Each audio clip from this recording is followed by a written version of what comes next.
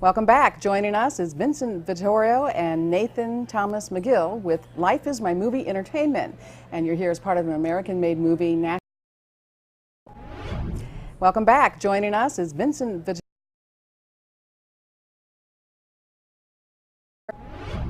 Welcome back. Joining us is Vincent Vittorio and Nathan Thomas McGill with Life is My Movie Entertainment.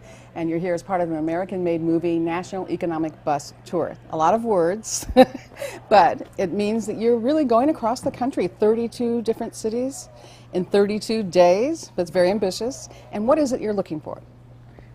Yeah, I mean, 32 cities, 32 days. Every place that we go, we're trying to focus in on some part that the city's really doing in economic development, workforce development, or entrepreneurship. So while we're here in St. Louis, we're going to be going to Rankin Technical College before we're screening tonight at the Tivoli Yes. at 7 p.m. tonight to show American-made movie. And the movie is really just about the relationship that we all have to the products that we buy, that there are people, there are workers behind our products. Yeah, and so Vincent, this is really about the human equation, isn't it? Like how that plays into manufacturing and things that we do and buy and how we operate in this world. And when you attach that to it, there's a different kind of importance. Definitely. One of the companies we feature is New Balance. They make 25% of their sneakers in America. And when we got to spend time at the factory and see the workers behind it, we have a new relationship with our sneakers that we didn't before. Yes. And I think many Americans would if they knew the people behind the things that they buy, as well as the reasons in which they buy, supporting their local economy or the national economy. Yeah, you know, the first thing I thought of when I was reading about what you're doing and your endeavors is, you know, during World War II, how many people were so invested and involved in our economy.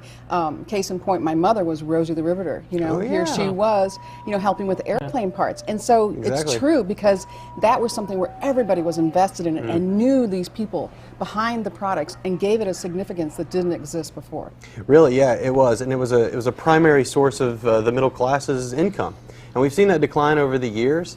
And what we wanted to focus on in the film was kind of where is that today? We got to looking at the organic food movement, and everybody was really interested in buying organic foods, so they were changing their consumer habits to buy something they thought was of higher value. We said, you know, what about American made? What happened to that mentality, and where does that sit today? Like fruits, you know, and vegetables. Like, I mean, produce is a different world, but I live in California, and for me to go to the supermarket and not buy an avocado that was from my state, I don't know, there's something about that. You should support your community first and then think about that when it's necessary. Yeah, you only need to look at your, you know, for inspiration at these grassroots efforts to see how things come about. And as we mentioned, like, you know, tipping point kind of things, like how do people get on board? And all we ever hear about is how manufacturing keeps going to other countries. But when you put a different spin on it and say, you know, but the stuff that's here and maybe coming here has, you know, human beings behind the product, it makes a difference. You know, what's very interesting is with foreign investment. A lot of areas have companies that are coming from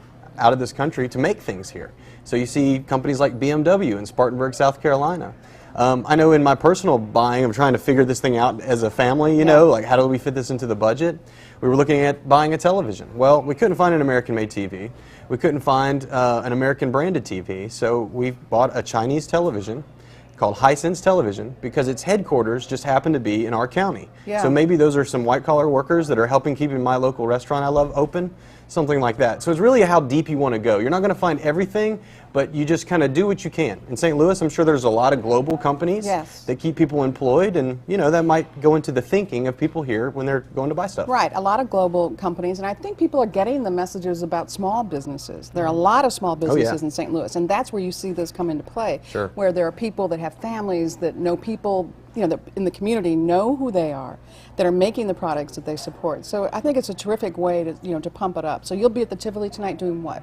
We're going to be at the Tivoli at 7 o'clock, and it's an advanced screening before the film goes nationwide on August 30th, so it's a very special event. We want everyone to come out, and more important than that, we will have a Q&A afterwards. We're going to have some great guests from St. Louis that are going to be talking about what's going on here, and then you know, we'll also be taking questions as well at the end of the film. So the film, tell me about the film that's going nationwide. Yeah, the film that's going nationwide is really, you know, about whether you realize it or not, we all have this relationship between the products that we buy and the things that we make in this country.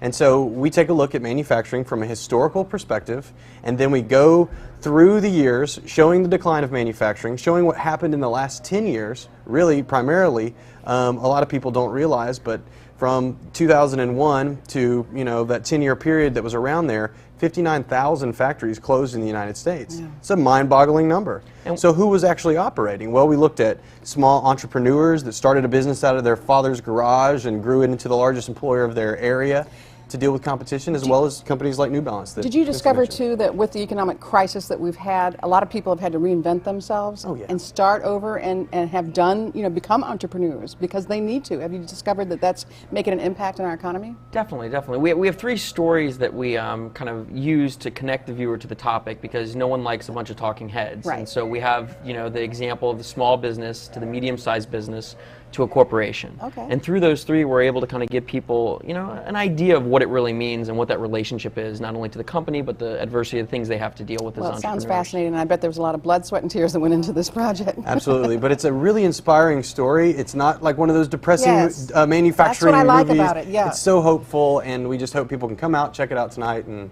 we're looking forward to seeing everyone. So if you're hopeful and you want to go see it, go to our website at KPLR11.com for all of the details. Thank you, gentlemen.